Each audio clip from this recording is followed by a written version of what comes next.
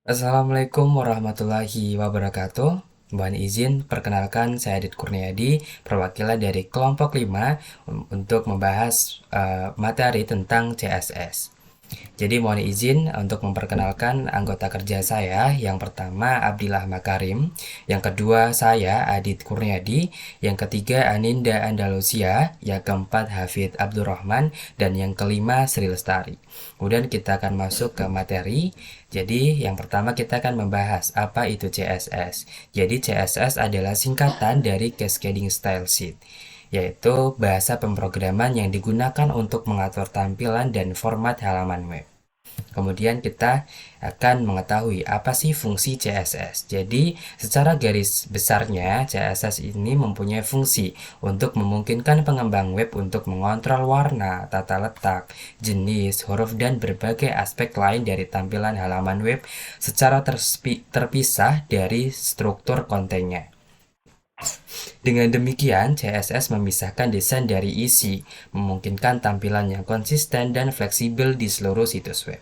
Kemudian selanjutnya, jenis-jenis CSS yang perlu Anda ketahui. Jadi yang pertama ada inline CSS, yaitu kode CSS yang dituliskan di dalam file HTML.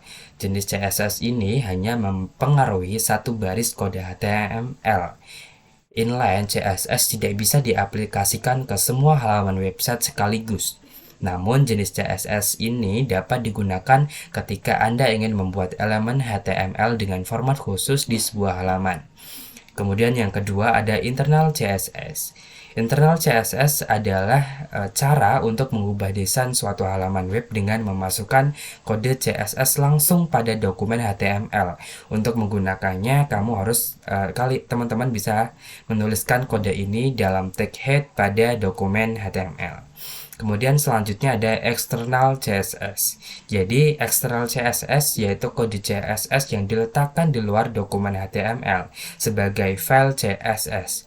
Jadi jenis CSS ini berfungsi untuk mengatur tampilan semua halaman website yang Anda tentukan. Jadi eksternal CSS ini berguna ketika Anda ingin mengatur tampilan beberapa halaman sekaligus. Kemudian selanjutnya, bagaimana sih cara kerja CSS? Jadi secara garis besar CSS ini bahasa yang mengatur tampilan dan format halaman web dengan memilih elemen HTML dan menentukan properti seperti warna, font, dan tata letak. Dan juga memungkinkan pemisahan antara struktur HTML dan tampilan CSS halaman web. Jadi CSS bekerja dengan aturan-aturan yang diterapkan berdasarkan selektor dan memiliki konsep cascading untuk menentukan prioritas aturan. Ini membuat halaman web lebih terstruktur, menarik, dan mudah dikelola. Kemudian masuk ke contoh penerapan CSS. Yang pertama ada untuk menentukan format paragraf. Di sini kita bisa menggunakan memanggil dari HTML, yaitu format paragraf. Kita bisa menentukan size-nya berapa, line height-nya berapa, text outline-nya di mana. Kemudian yang selanjutnya ini ada mengubah warna link. Kita juga bisa langsung memanggil dengan warna link, kemudian color. Kita bisa isi kita di sini menggunakan contoh warna biru ya. Jadi nanti warna linknya muncul warna biru. Kemudian menentukan huruf kapital atau kecil.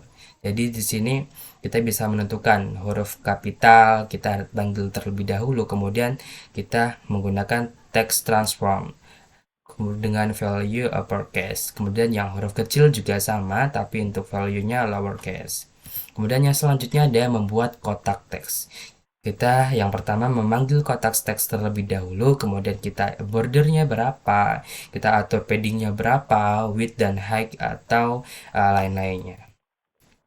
Kemudian membuat tombol link. Kita panggil terlebih dahulu tombol linknya dengan display, kemudian padding, ada background colornya, kemudian ada colornya, kemudian juga ada text decoration.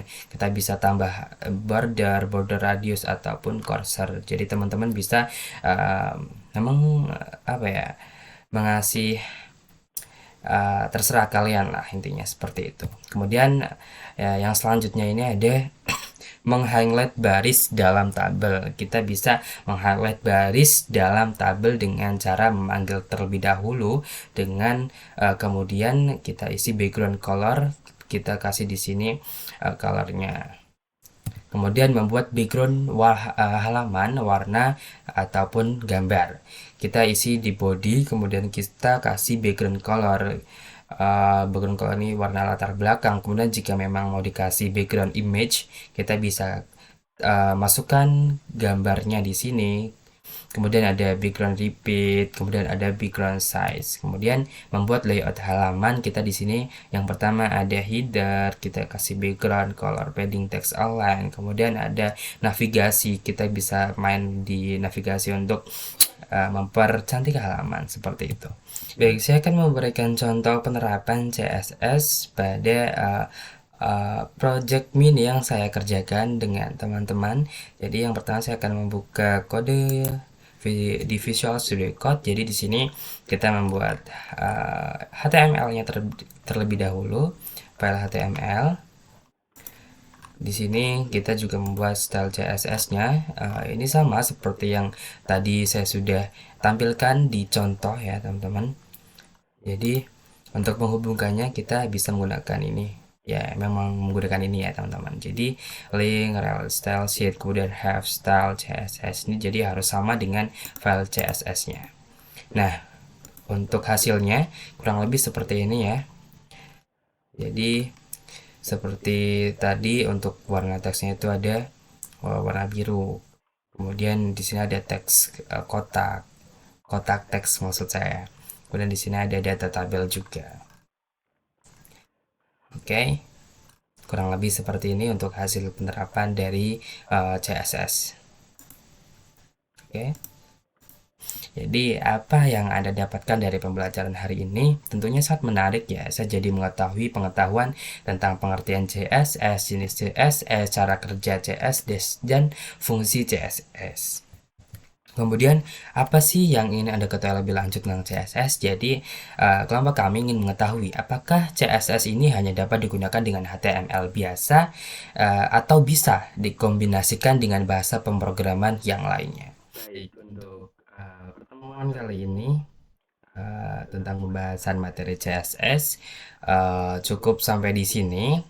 Saya selaku perwakilan dari kelompok 5 meminta maaf atas kesalahan atau perbuatan saya yang kurang mengenakan. Terima kasih. Wassalamualaikum warahmatullahi wabarakatuh.